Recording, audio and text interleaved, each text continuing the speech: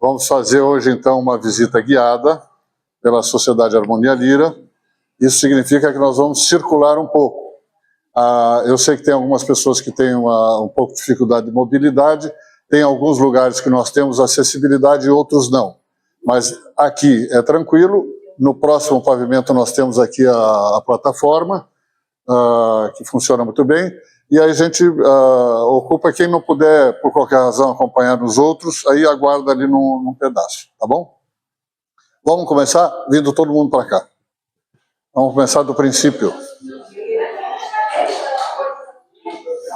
Aqui. Muito bem. Sociedade Harmonia Lira é uma sociedade cuja história se confunde com a história de Joinville. A nossa cidade hoje tem 173 anos e a nossa sociedade tem 167 anos. Portanto, elas têm uma diferença de 7 anos. Joinville foi fundada em 1851. Nós temos aqui alguns historiadores, então me ajudem quando falhar, né? No final daquele mesmo ano, que a fundação é de março, em dezembro foi tomada a primeira providência diferente, ou melhor, ainda logo no início eles começaram a tomar a primeira providência, que foi fazer uma sociedade agrícola, né, para começar a plantar batata e outras coisas. No final do ano, em dezembro, chega o pastor, né, para então começar a cuidar das almas que aqui estavam. No ano seguinte, se não me engano, fundam uma empresa da maior importância, que era uma cervejaria, porque as coisas estavam difíceis e era preciso amenizar as dificuldades daquela empreitada.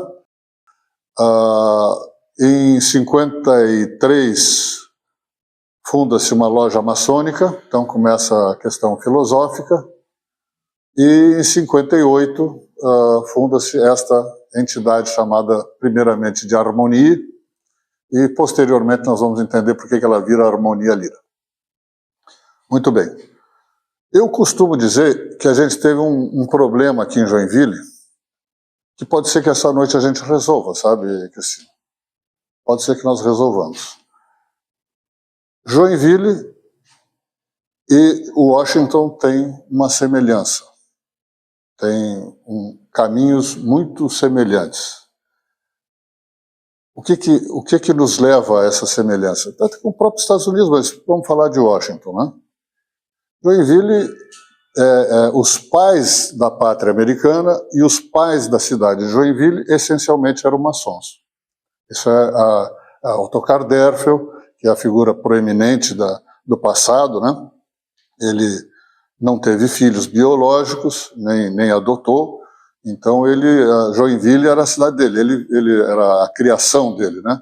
E ele, como vocês sabem, era um político, né? Ele não era um colono, ele era um político que acabou exilado aqui no Brasil, e aí ele veio, ele tinha formação em direito, era uma pessoa evoluída, jornalista, advogado, aqui se tornou também empresário, tinha a olaria, que era um negócio importante numa época que tu está construindo uma cidade, fabricar tijolo, telha, manilhas, né, que não existiam tubos de outra coisa a não ser os de barro, né?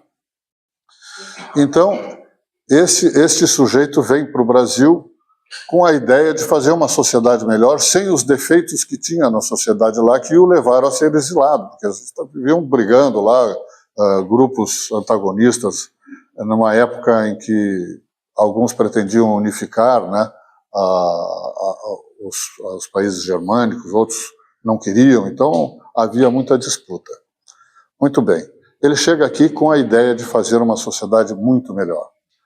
E, nesse contexto, reúne o grupo que fazia parte da loja maçônica, chamada Amizade ao Cruzeiro do Sul, que era afiliada ao que se chama de Grande Oriente de Hamburgo, né? Ou seja, ela era vinculada a uma federação, vamos dizer assim, na Alemanha, e eles resolvem criar um braço cultural para a cidade, porque entendiam que isto era essencial para o desenvolvimento. Na medida em que as pessoas os adultos que tinham vindo para cá vieram já devidamente aculturados, né? Tinham tido contato com a civilização, com o desenvolvimento, mas os jovens que vieram e os que estavam nascendo aqui não tinham contato com nada, e o risco era que eles se embrutecessem. Então, a importância da arte como veículo de transmissão de cultura. Tá? Essa foi o tom, né? Foi o mote que levou eles a empreender uma sociedade cultural num momento em que era difícil arrumar comida, arrumar remédio, construir uma casa, que eram casinhas muito simples de madeira, não eram as casas em Chaimel, isso já aconteceu depois, né? Ou seja, numa vida muito difícil, como é que a gente pede para um filho que poderia estar com a enxada, cavando lá na Sociedade das Batatas, largar a enxada e pegar um violino, ou uma gaita, ou um instrumento, e agora você vai dedicar parte do seu dia, da sua energia para aprender a tocar um instrumento, para aprender a cantar, para aprender a fazer qualquer outra coisa, né? Tudo bom? Enfim, podem imaginar que isto gerou muita discussão, né? O que nos parece óbvio hoje, pelo resultado alcançado, naquele momento não era nada óbvio, era um assunto extremamente polêmico, né? E muita gente se desentendeu por causa disso. Mas eles reúnem finalmente um grupo de 25 e fundam a Sociedade Harmonia. Aqui na esquina, onde agora tem aquela casa carioca ali, as senhoras todas devem conhecer, né? Porque é onde vende produtos de beleza ali, de maquiagem, não sei exatamente o que é. É isso, né, Sheila? A Sheila é minha esposa e aquelas ali são netas, para quem não conhece. Enfim, ali tinha a casa comercial dos Trinks. Eduard Trinks vem a ser parceiro, né, também colega, companheiro na loja maçônica do Ottokar, e parceiro do Ottokar nessa empreitada. O principal parceiro. Por que ele é o principal parceiro? Porque os Trinks eram os ricos da época. Eles tinham casa comercial, já tinham montado hotel, tinham vários empreendimentos. Era uma família empreendedora e tinham recursos financeiros. Entre outras façanhas deles, eles foram os primeiros a terem um automóvel em Joinville. O primeiro automóvel da cidade foi dos Trinks. Então, eles eram muito empreendedores, inovadores e apreciadores de arte.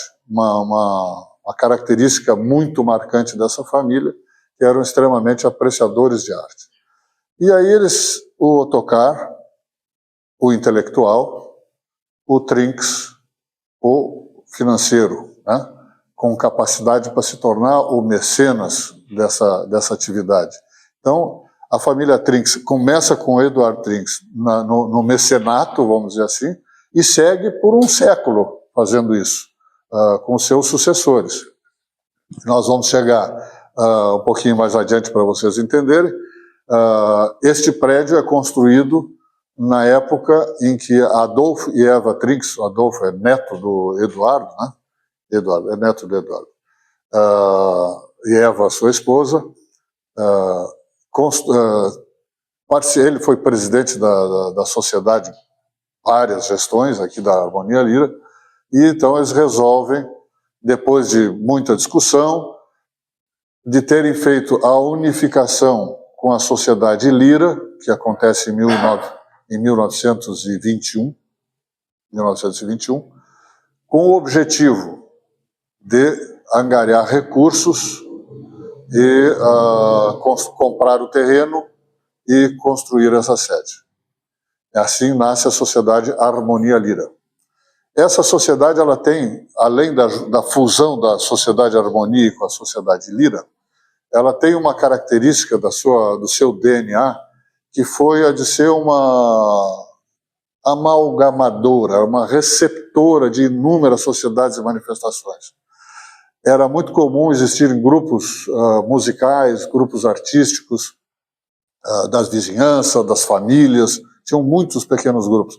E essa sociedade sempre acolheu todos. E a gente retomou essa prática a partir de 2014, quando eu assumi aqui, no sentido de passamos a abrir as portas de novo para todos os grupos de manifestação. Isso acaba acontecendo com a própria Academia de Letras, que acaba se instalando aqui, acho que em 17? 17. Muito bem.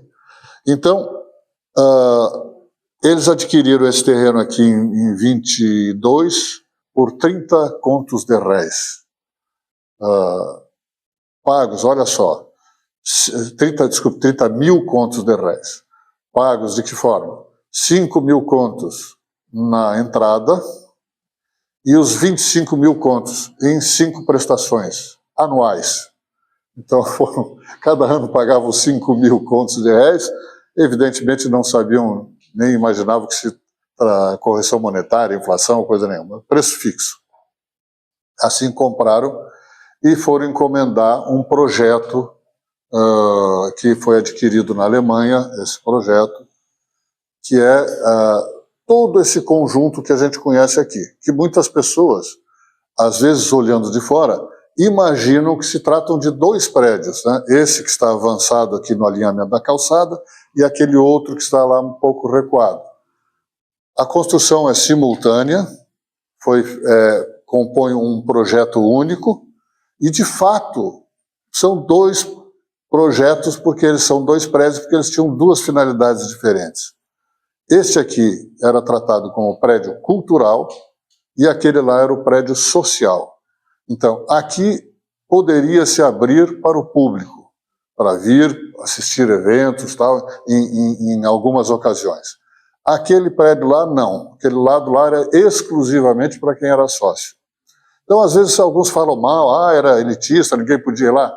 Bobagem, não podia ir naquele pedaço de lá, mas no pedaço cultural aqui se podia frequentar quando se tinha eventos aqui. Então, isso sempre foi assim. A influência nesta construção da maçonaria, ela é evidente e deixa rastros. E por que eu falei da nossa semelhança com Washington, né? Porque Washington foi construído assim, né? Com um grupo de maçons que foram deixando rastros. Qual é a diferença de Joinville em relação a Washington nesse caso? Nós não temos aqui um Dan Brown para escrever o Código da Vinci, né? Mas pode ser que essa noite a gente resolva esse problema, porque estamos com muitos escritores aqui. Então, quem sabe, nós teremos uma história contada desta influência e destes mistérios que compõem esse prédio aqui. Antes da gente avançar, eu vou falar aqui um pouquinho dessas colunas aqui, exatamente 3 de cada lado, elas compõem, vamos dizer assim, a arquitetura maçônica. Nas lojas maçônicas, essas colunas são típicas, né? Então, elas são referência àquela arquitetura. Eu vou pedir agora que vocês olhem para lá. Vamos todo mundo olhar para a rua. E vejam se vocês percebem alguma coisa, aqueles que têm alguma noção. Isso. Na chamada bandeira sobre as portas, nós temos ali um esquadro e um compasso. Porque não é um cruzado qualquer. Esse é uma representação típica de um esquadro e um compasso, como usado na maçonaria, né? Então, além desta pista que já está na porta de entrada, existem outras, né? E agora nós vamos falar um pouquinho disso aqui, essa peça aqui.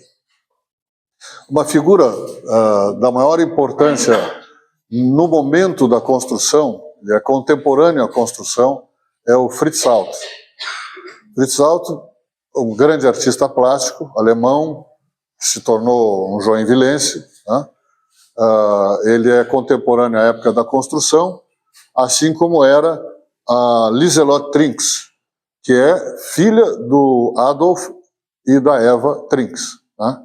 A Lieselotte Trinks, que agora recebeu uma homenagem lá da Praça da Bailarina, ali na frente, porque vem a ser a primeira professora de balé de Joinville, é a precursora. E como é que ela se torna a primeira professora de balé? Porque essa família, Por favor. Ela também recebeu homenagem numa escola estadual lá no Flamengo. Isso, tem uma escola com o nome dela lá, exatamente. Exatamente. Essa família Trix, como falou, eram muito ligados em arte. E eles mandaram a filha para a casa da avó, na Alemanha, estudar balé, que ela queria. E lá ela ficou, e depois houve alguma atrapalhação na época da guerra, ela acabou demorando um pouco mais, e depois voltou para o Brasil, cheia de ideias, enfim, instruída na arte do balé, e, entre outras coisas, trouxe um piano de cauda na bagagem. Esse piano está aqui em cima, depois quem puder subir lá no foyer vai ver.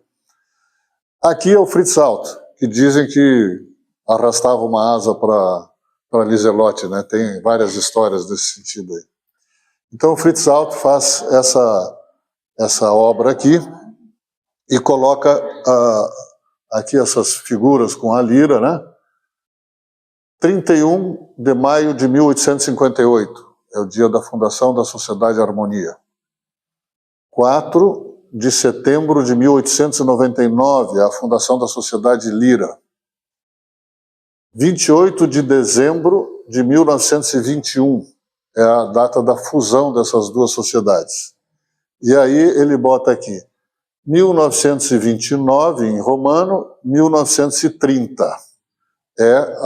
São os 2 anos da construção deste prédio. E aqui ele escreve, em latim, Erectum et artibus dedicatum. Né? Aqui é um latim, todo mundo fala latim aqui com certeza, né? E não é tão difícil de entender esse latim, né? Erguido, dedicado para a arte, né? Então é uma peça belíssima, aqui tem as figuras aqui do teatro, umas figuras gregas, romanas, e eu me esqueci de falar, então vou falar. A Sociedade Harmonia era mais dedicada ao teatro e a Lira era mais dedicada à música. E aí a fusão dessas duas acaba trazendo um desenvolvimento muito diferente. A época de ouro desta sociedade começa exatamente em 1930, dezembro de 1930, quando é feita a inauguração desse prédio, e para essa inauguração e para a vida a partir dali, trazem o maestro Pepe Brandt, era um austríaco, né? Austríaco, Pepe Brandt. E qual é a diferença? Até então, havíamos maestros e os músicos eram praticamente todos amadores. A partir daí, começa uma fase mais profissional do maestro. Os músicos continuavam sendo todos amadores, membros da sociedade.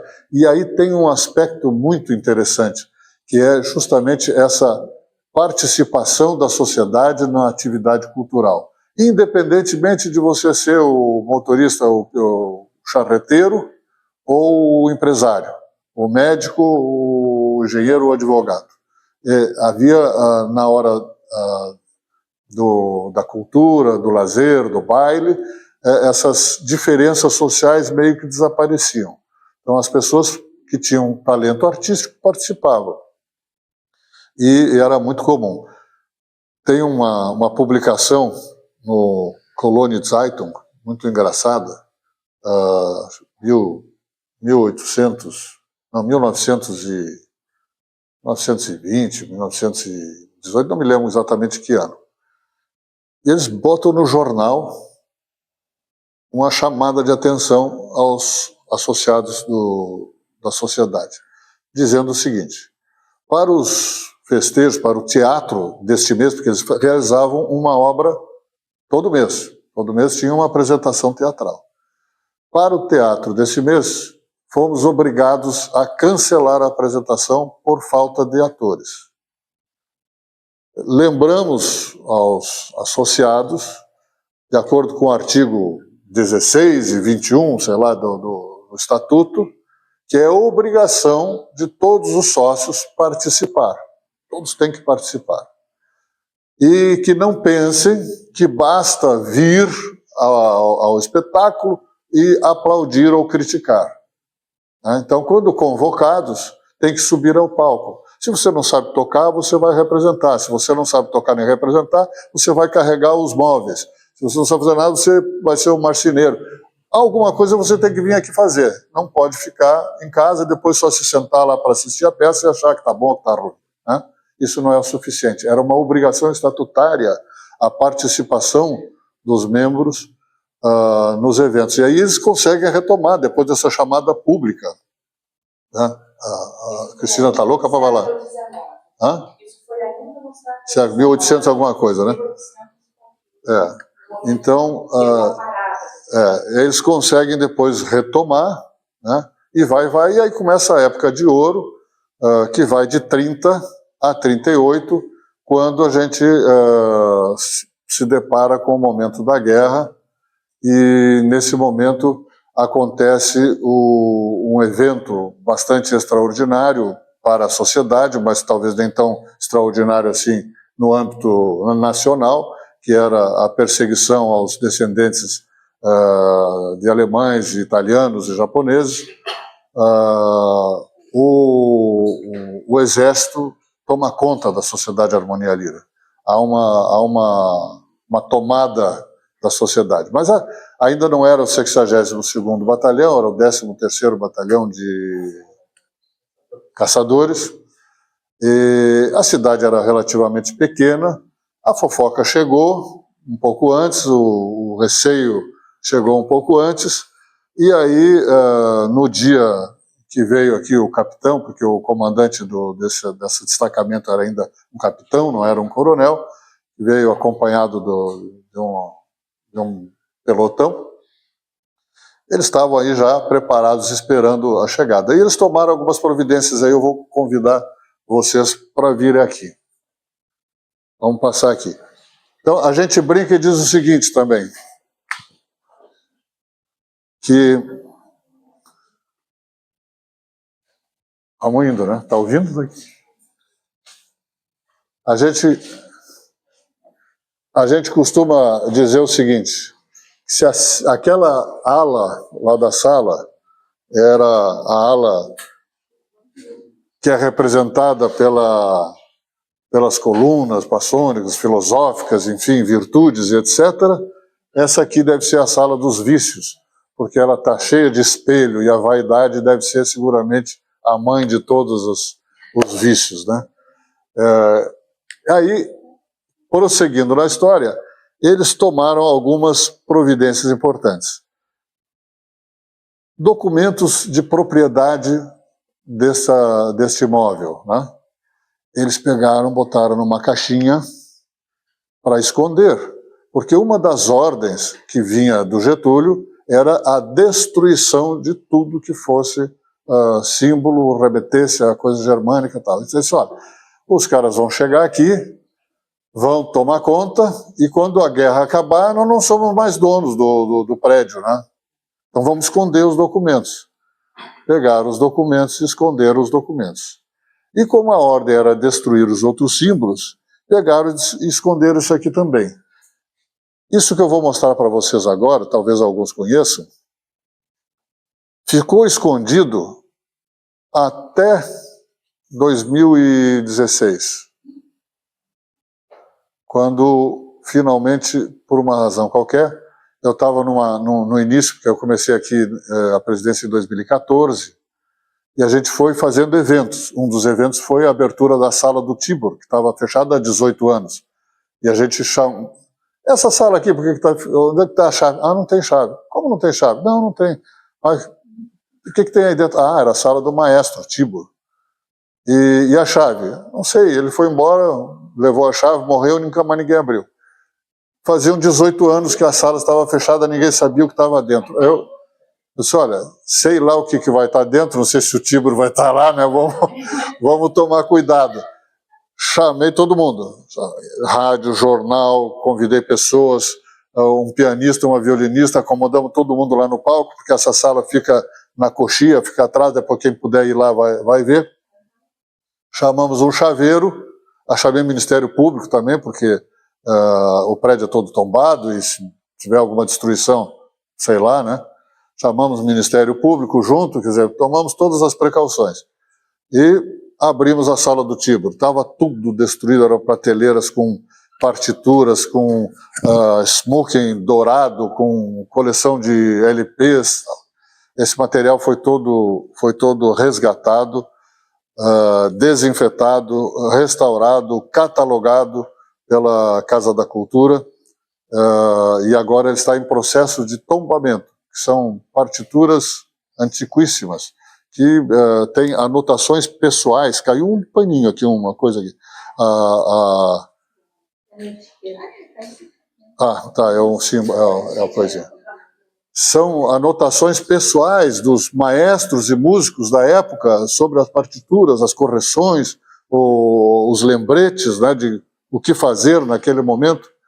Enfim, aí avançando nesse processo, porque a gente aqui não tem pouco braço, nós só tínhamos uma secretária na época, que era Rosita Schubert, que alguns devem conhecer, trabalhou aqui durante 40 anos, né, e até hoje a gente chama a Rosita quando tem evento, porque ela conhece todo mundo e ela adora a lira, então a gente prestigia ela e ela nos prestigia, nos ajuda.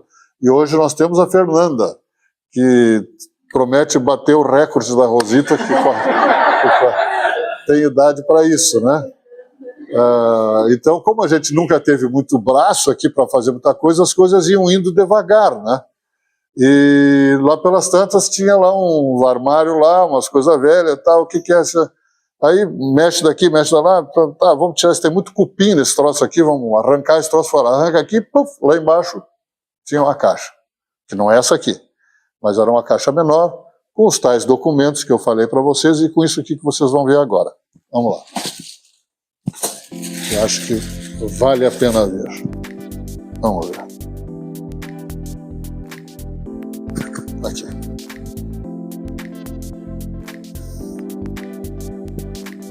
Aí está. Ó.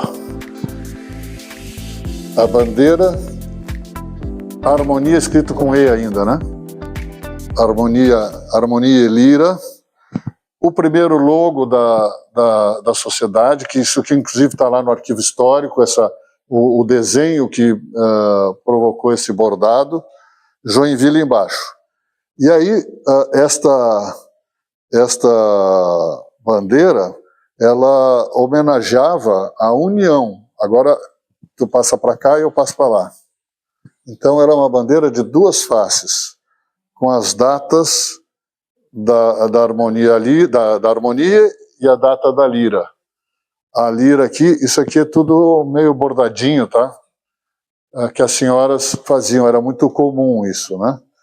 Então, como na época não se podia fazer como a gente faz hoje, manda imprimir um banner, né? E pendura ali facilzinho, naquela época se tinha que costurar e bordar para se fazer alguma coisa.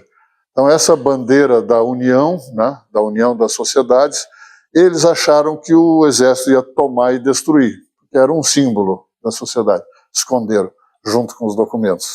Então, muito bonito isso aqui, né? O tecido já está super frágil, né? Mas ainda nós estamos pensando numa forma, porque é comum, né? Que a gente viaja na Europa, aqueles museus antigos, tem bandeiras antigas, meio rasgadinhas já, mas que participaram de uma batalha, ou estavam em algum determinado lugar, e eles põem lá numa vitrine, né? Nós estamos pensando aqui, quebrando cabeça, também por causa disso, né? Porque nós temos que arrumar uma vitrine seca, né? Tirar o ar de dentro, que seja visível dos dois lados, que não ocupe um lugar que depois... Enfim, tem algumas complicações técnicas e muitas financeiras. Mas nós vamos ainda achar um jeito de expor. Vamos fazer um projeto, captar um recurso, e vamos expor essa bandeira que a gente acha que ela é muito bonita. A propósito de mexer em coisas, vocês devem estar vendo que nós temos obras aqui em caráter quase que permanente, né? Por quê? A gente vai arrumando recurso aos poucos. Consegue um recursinho lá do Sindec, consegue um recursinho lá do Beth Anderle, consegue um recursinho do PIC, são todos projetos incentivados. Nunca conseguimos ainda formatar e captar uma lei Rouanet, que seria um volume de dinheiro maior, então a gente vai indo aos poucos, faz um pedacinho aqui, um pedacinho ali, vamos reformando. Alguns lugares estão no meio da obra, outros já estão concluídos. mas já fizemos obras muito importantes. Por exemplo, a instalação elétrica. Nós arrancamos toda a instalação elétrica, tudo. Fio, tomada, chaves, não sobrou nada. Os fios eram aquele, como é o teu caso que conhece, né? Eram fios vulcão. Para quem não sabe, o pessoal mais antigo deve saber. Fio de cobre rígido, enrolado em pano, oleado, né? Com um óleo, né? É um perigo, né? É uma bomba, né? Então foi substituído tudo isso, foi instalados disjuntores modernos, DR, o prédio todo é protegido com DR, que é um sistema que faz cair a instalação antes do disjuntor. Então, assim, isso nós conseguimos modernizar. Telhado, que é um drama para todos os prédios antigos, infiltração de água, né, que sempre tem problema. Então conseguimos já dar uma boa mexida nos telhados, mas ainda tem bastante coisa para fazer.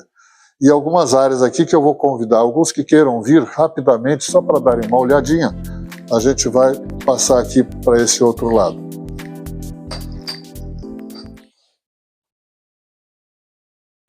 Por exemplo, essa sala nós conseguimos restaurar com apoio da Unicred. A Unicred de Joinville nos pagou a reforma desta sala e hoje é uma sala bonita que a gente usa como sala de reuniões da diretoria. Alguém frequentou a boate alguma vez? Sim, né?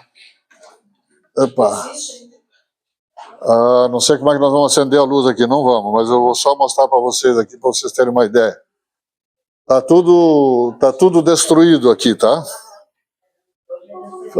Faz parte da reforma. Esse ambiente aqui vai se tornar um restaurante aberto para a Rua 15. Né? E não mais fechado.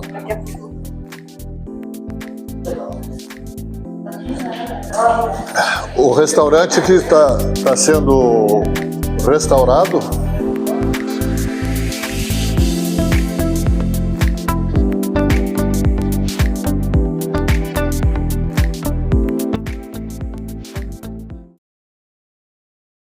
Esse aqui é o restaurante, que ele será integralmente preservado da forma como está, né? Nós estamos recuperando, tem alguns podres, pode ver, por que a elétrica está assim? Porque a gente arrancou tudo lá e não botou a fiação nova no lugar. Então, está propositalmente aqui só para iluminar, para a gente poder trabalhar aqui, mas daqui a pouco lá, vocês podem ver que tem umas coisas ainda meio podres lá em cima, tá? Isso tudo está saindo fora.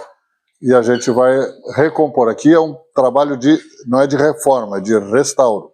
Então nós temos alguns lugares que a gente faz reforma, que é uma coisa, e, por exemplo, que ali é o caso da boate, é uma reforma. Nós estamos ressignificando, dando outro uso para aquele espaço que não era o uso que ele tinha originalmente.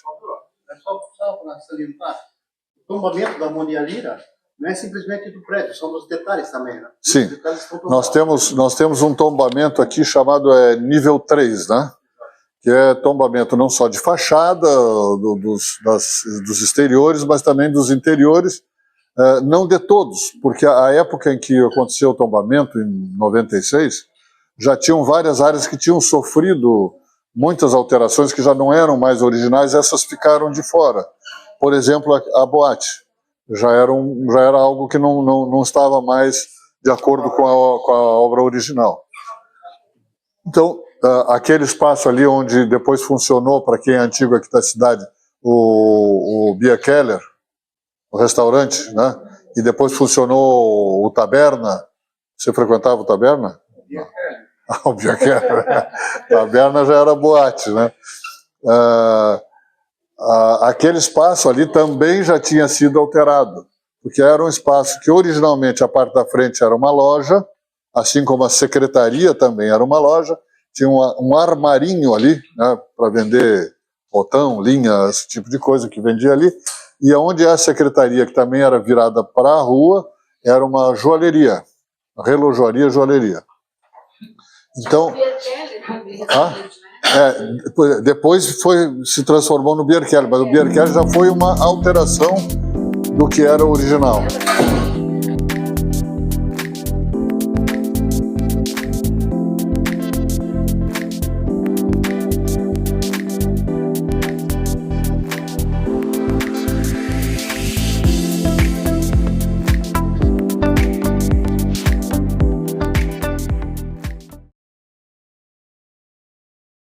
Então, pessoal, isso aqui é o teatro, né, como é óbvio, e ele é de uma arquitetura que se chama, a denominação disso aqui é teatro italiano.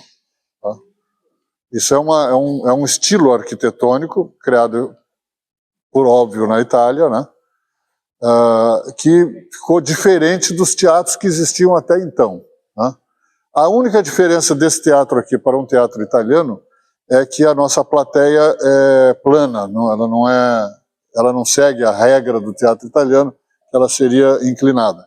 Mas a questão da boca, né, das colunas que ladeiam a boca do palco, o fosso que existe está fechado, porque quem está ocupando o fosso agora é a Sepur, lá, a Secretaria de Planejamento, porque entra lá por onde era o Bierkeller, né? E a torre que tem aqui, ela sobe em cima do palco o suficiente para tu descer um painel do tamanho inteiro lá da boca de fundo do palco, com os cenários, né, que subiam e desciam. Então ele não teria como encolher lá em cima, então ele tem que subir o suficiente para desaparecer e poder descer de novo no meio da cena, lá na troca de cenário, né? Era manual. Agora se tá sem esse equipamento, não foi arrancado tudo em algum momento. Quando eu cheguei aqui já não tinha. Mas o espaço existe e lá em cima, nessa torre que equivale a um prédio aí de uns quase 5, 6 andares, lá em cima tem um tablado que repete o palco. Que eles usavam para ensaiar, mas é uma escadinha que já tinha que ter preparo físico para subir aquilo tudo lá, né? Mas guardavam instrumentos, ensaiavam, faziam coisas lá em cima. A característica aqui do mezanino em forma de ferradura também é uma característica típica dos teatros, do que se chama de teatro italiano, né? E se a gente vai, por exemplo, o nosso teatro aqui é um teatro para 600 pessoas. Né? A gente tem uma limitação hoje de bombeiro, então a gente usa até 500 pessoas. Mas ele quando foi pensado originalmente, era para 600. Aí tu vais num teatro na Itália, ou em Viena, ou na Inglaterra, onde for. Esses teatros de ópera, né? Onde não se usa microfone nem amplificação de instrumentos. O que acontece? Ele é um teatro para 1.500 pessoas, 2.000 pessoas, 2.500 pessoas, é gente para chuchu. Ele pode ser um pouquinho, não muito, um pouquinho mais profundo do que esse. Mas ele é muito mais alto, então ele tem 1, 2, 3, 4, 5, 6 níveis para cima. Por quê? Douglas vai dizer, porque o som sobe. Né? O som são ondas que funcionam na vertical. Um cantor, ele não vai conseguir empurrar isso tão longe para fazer um teatro de 50 metros, 100 metros de profundidade, né? Não dá, o cara que está lá atrás não vai escutar. Mas quem está indo para cima continua escutando, que a acústica favorece essa subida. Então, nós temos essa limitação de público, mas nos grandes teatros a diferença é normalmente no sentido de subir e não tanto de se expandir na horizontal. Quer perguntar? Não. Tomou fôlego, achei que ia perguntar. Bom, temos o palco. Quem é que quer conhecer essa linha do Maestro Tibor, onde era, pelo menos, né? Então vamos lá.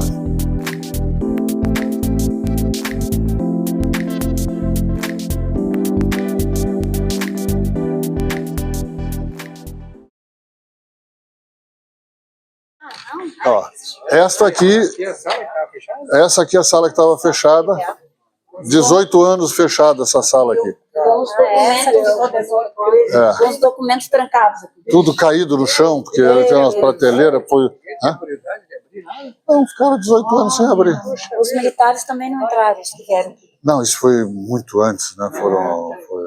Aí eu para fazer a abertura dessa sala, eu tirei esses panos aqui, montei as cadeiras aqui assim, piano, violino, tudo. Agora vamos chamar o chaveiro, imprensa. Tinha um radialista, o Paulo, da Rádio Cultural, Paulo Martins, exatamente. E ele estava irradiando a abertura aqui como se fosse uma partida de futebol. Assim, Ó, aqui temos um outro camarim. Tem vários camarins aqui, mas nesse aqui tem um piano muito antigo. Vocês podem ver ali.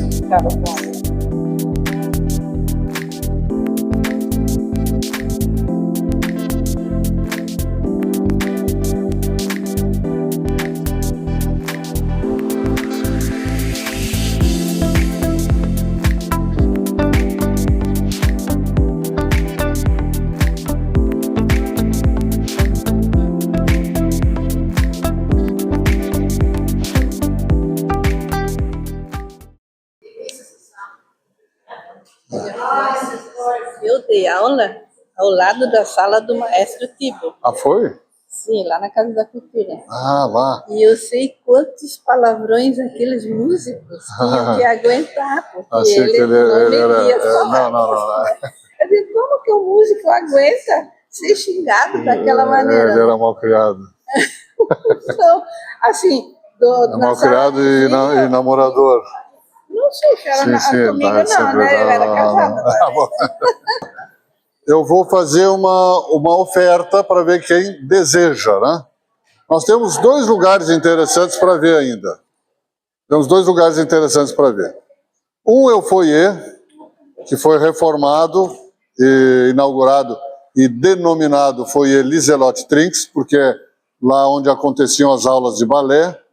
Tem os espelhos, tem as barras, né, onde as bailarinas se apoiavam, né? E lá houve um restauro e é onde a Academia de Letras basicamente se reúne. Temos lá o acervo de livros da Academia, que também está lá. Então, essa é a primeira oferta. E é um lugar que, eventualmente, é mais fácil de se acessar, porque volta e meia tem evento lá, tem algum acontecimento, a gente produz eventos de jazz lá praticamente mensalmente. O pessoal que é da Academia de Letras conhece, porque se reúne lá. Então, é uma área mais pública. A outra oferta que eu quero fazer para vocês é se alguém tem interesse de conhecer os antigos apartamentos, que é indo por aqui. A gente tem mais umas escadinhas lá para subir, aí é uma escadinha mais pesadinha um pouco. E eu vou explicar o que significa isso. Quando eles fizeram esse projeto, eu falei para vocês que tinham 2 lojas lá embaixo, né? O que é isso? Eles já pensavam em receita para contribuir na manutenção do prédio. Então isso era uma coisa importante. A outra coisa importante era diminuir os custos dos eventos culturais, porque se recebia aqui, nessa época de ouro aí, né, vinham companhias da Europa, da Itália, da Alemanha, veio muita gente fora, e cantores de fora também.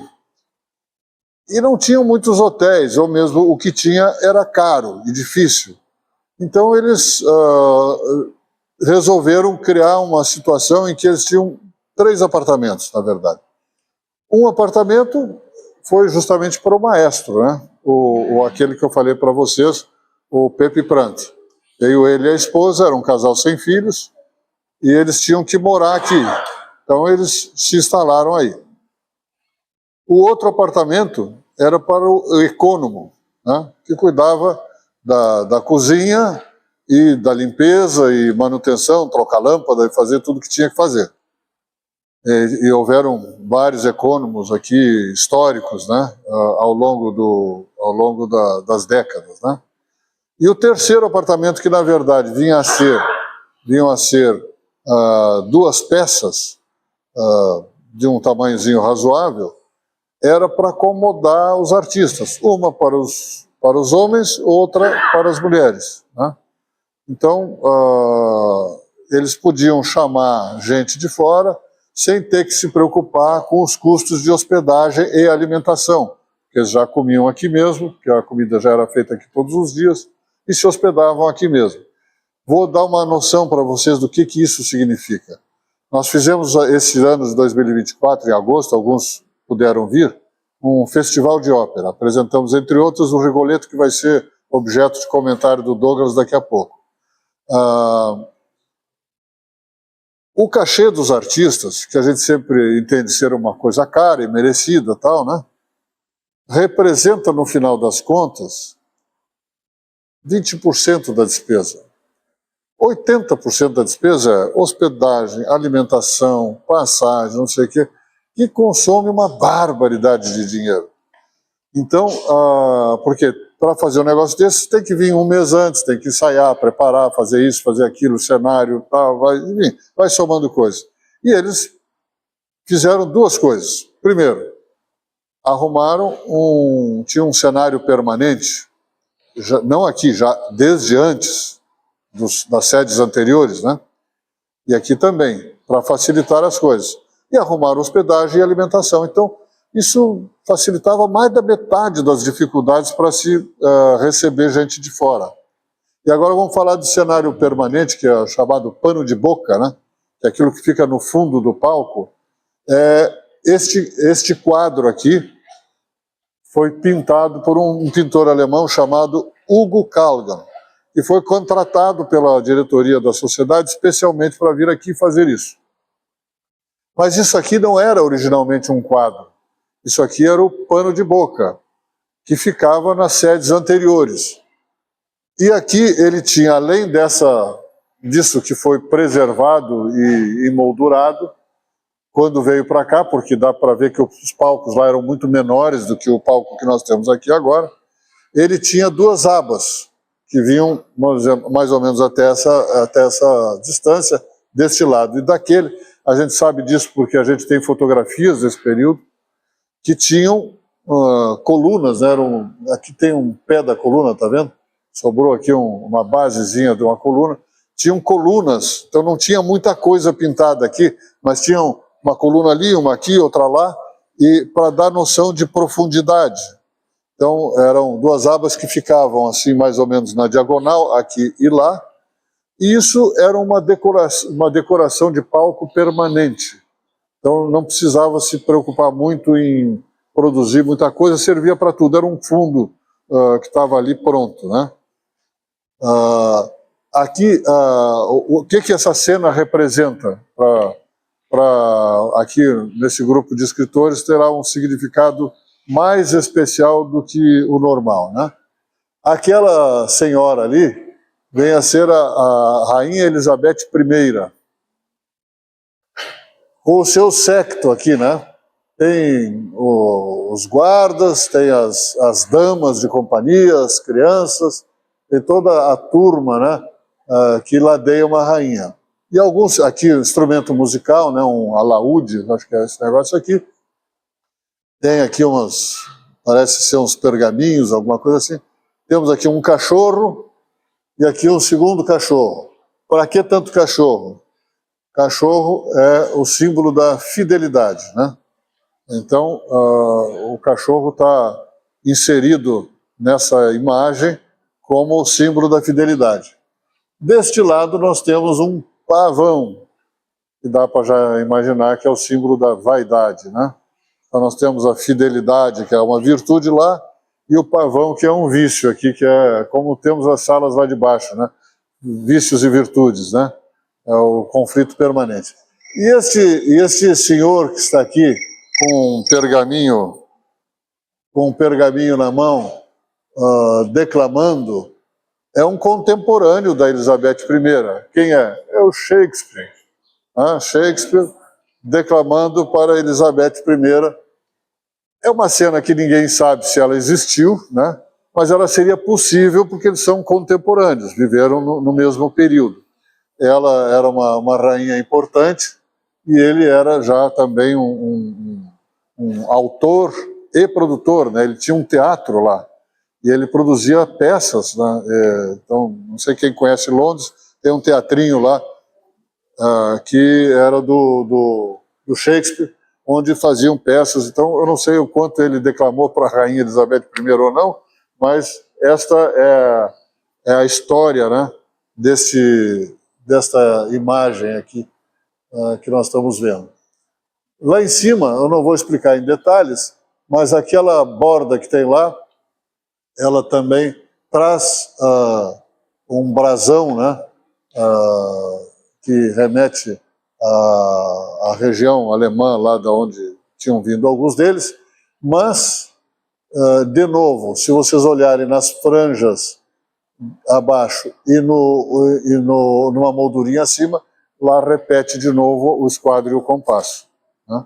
Ele deu um jeito de botar, a pedido da diretoria, de enfiar um esquadro e compasso no quadro também. Tem interesse em restaurar? Já foi, estava rasgado, já foi restaurado. Porque tem contato com a escola de restauração do Preto, Uhum. e os alunos pedem para se mandar obras para restauração gratuitamente. Ele estava em estado deplorável, rasgado, manchados, e nós contratamos um rapaz aqui de Jaraguá do Sul, chamado Paulo Matilli, que fez curso em Ouro Preto, trabalhou no Rio de Janeiro, tudo, e ele fez o restauro do quadro, recuperou. A obra é de 1882. 1882. Então, antes que a Bernadette tenha uma síncope nervosa, eu vou perguntar aqui, porque ela quer que eu pare já, né?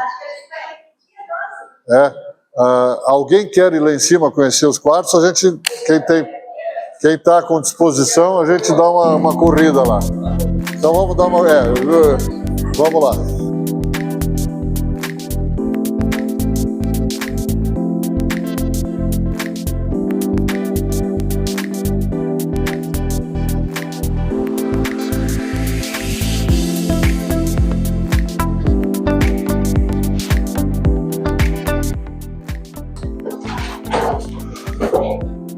Aqui, ó, vou falar alto para quem está vindo. Essa porta aqui eram os banheiros, tá? Então, o pessoal morava lá em cima, mas quando tinha que ir no banheiro, tinha que descer metade das escadas.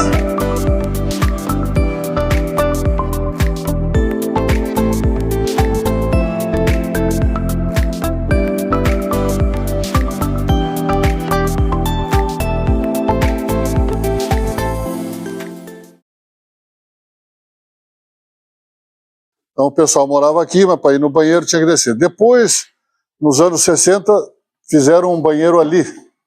E nós estamos, como vocês podem ver, ainda no processo de restauro dessa área aqui, né? Estão vendo que eles não tinham um teto com forro metálico aqui, né? Como nós estamos nesse momento. Então, como eu disse para vocês, um dos piores problemas causadores de patologias nas obras antigas são os problemas de telhado, né? Infiltração de água. Então, uma atenção que a gente dá enorme à questão de telhado, a toda hora telhado, é calha, é descida, não sei o que, a gente tem uma atenção enorme com isso, porque é muito destrutivo a entrada de água. Aqui como é que funcionava o negócio? Aqui tinha uma divisória, tá? Daqui para lá tinha um corredor ali naquele canto, tinha um quarto para lá e outro quarto aqui, vamos dizer, um quarto grande, dessa parede até essa parede aqui, era um quarto com um corredorzinho lá. Daqui para cá era outro quarto. Aqui era o quarto dos viajantes, um masculino e um feminino. Para lá era o apartamento do maestro, que essa área que está toda ali era um apartamento de 3 quartos. Do maestro ou do econômico, agora não me lembro. E esse outro lado aqui, que temos 2 divisões, você pode ver lá que tem inclusive tem 3 portas aqui, era o outro apartamento. Então nós tínhamos 2 apartamentos, um apartamento para lá, um apartamento para lá e as acomodações dos artistas aqui no meio. E com os banheiros públicos, né? Então, eles pensaram em tudo, né? Em viabilizar a economia, quer dizer, tinha lojas para alocar, para gerar renda, espaço para acomodar as pessoas, econômico, maestro, acomodar os artistas que viajavam, estavam visitando. Quer dizer, é uma arquitetura muito bem bolada, muito bem planejada para atender todas as necessidades que eles tinham na época. E havia uma otimização também. Uma utilização grande, né? Alguém quer perguntar alguma coisa? Isso aqui depois nós vamos concluir aqui, botar o forro que está faltando, né? Tem coisas faltando aqui.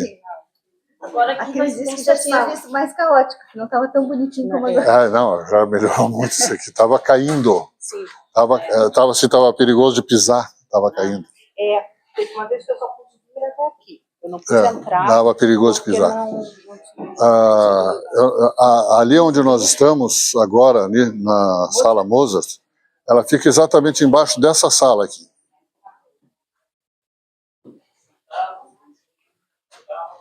A Sala Mozart fica exatamente aqui embaixo, tá?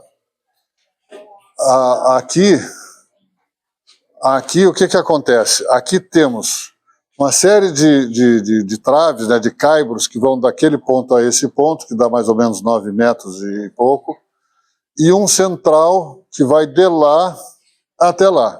Tá? Nós começamos, esse piso aqui é novo, tá? Estava tudo podre, caindo, a gente começou a tirar o piso, tá? E a gente começou a ver caibros podres, tá, que nós vamos fazer? Bom, estamos começando a mexer e deu um clack. Esse negócio aqui, essa trave que vai do lado do assim, ó, foi. Um tanto assim para baixo. Isso era outubro, né? Naquele ano a gente tinha Natal na sacada, aquela coisa toda, tivemos que correr, trazer um macaco hidráulico, botar andaimes pelo Mozart inteiro, reerguer aquilo no macaco, botamos um guincho aqui em cima, puxando para cima, para ficar parado, segurado por corrente, enquanto a gente levou depois mais uns 3, 4 meses para substituir esses caibros todos, né? Imagina tirar esses negócios sem arrebentar tudo lá embaixo, né? Deu um trabalho horroroso, mas enfim, conseguimos chegar aí no resultado. Aqui, embaixo fica o bar, que nós não vimos, né? Mas é legal de ver o bar por um detalhe só, que é o caibro. Vocês não vão esquecer desse caibro que eu falei para agora, né? Não, isso é uma janela. A porta está aí para fechar o buraco da janela, que a janela não veio. É melhor não sair pela porta aqui. Aqui serão salas. Hã? Não, aqui serão salas. Ah, sim. Isso aqui, excelente pergunta, excelente pergunta. Como eu disse, a gente faz reforma, restauro e ressignificação. Não tem mais sentido fazer apartamento aqui, né? Então nós fizemos a reforma disso aqui, ressignificando. Esse é um espaço para ensaios, já foi utilizado várias vezes, então tem cadeiras aqui. Não é bom utilizar isso aqui no verão, porque nós não conseguimos pôr ainda ar-condicionado, mas vamos conseguir. Mas no inverno, na época de julho, agosto, tal, não tem nenhum problema, é super agradável. Então a gente faz as aulas aqui, ensaios, porque quando tu ensaia uma ópera, tu tem que... Alguns instrumentos ficam separados dos outros, ou quando os cantores estão ensaiando com o piano, o diretor de cena está lá no palco, então tu precisa de vários espaços para acomodar toda a turma, que depois que tu vai juntar, né? Então esse espaço aqui nos foi já muito útil nesse ano de 2024 e pretendemos acabá-lo, né, para poder utilizá-lo agora também com mais frequência nos próximos anos. Quer vir morar aqui, Tina? Não se sabe se morava aqui ou lá, né? Mas todo teatro tem o seu fantasma, né? E aqui tem a história famosíssima da noiva, a fantasma da noiva abandonada, que circula por aí, porque aí tinha um casamento, aí o noivo fugiu, a noiva veio para a festa sem o noivo, morreu, sei lá como é que ela morreu, mas ela anda à noite por aí, né? E as pessoas que andam por aqui à noite escutam a noiva. Não é a ópera de Paris, a ópera Garnier, que tem o fantasma da ópera, né? Mas é a fantasma da lira, que é a noiva. Olha, eu vou querer conhecer. Mas o pessoal mais antigo, eu já entrevistei alguns que contaram de morcegos. Assim, de começar o ensaio da orquestra. Não precisa ser pessoal mais antigo, não é pessoal mais antigo, eles continuam aí. Eles continuam aí. Continuam. Os morcegos, só para quem não sabe, esses morcegos que estão aí, eles são muito pequenininhos. Quando eles estão dormindo durante o dia, eles ficam, por exemplo, aqui na parede, assim, a espessura não chega a 1 centímetro. São muito pequenos. Eles são herbívoros e insetívoros. E é proibido matar morcego. Sabiam disso? É proibido matar morcego, porque eles têm um valor ecológico. Eles não são hematófagos. Que isso tem, dos 50 tipos de morcegos que existem no mundo, só 3 são hematófagos e eles normalmente estão no campo, não estão em área urbana. Isso.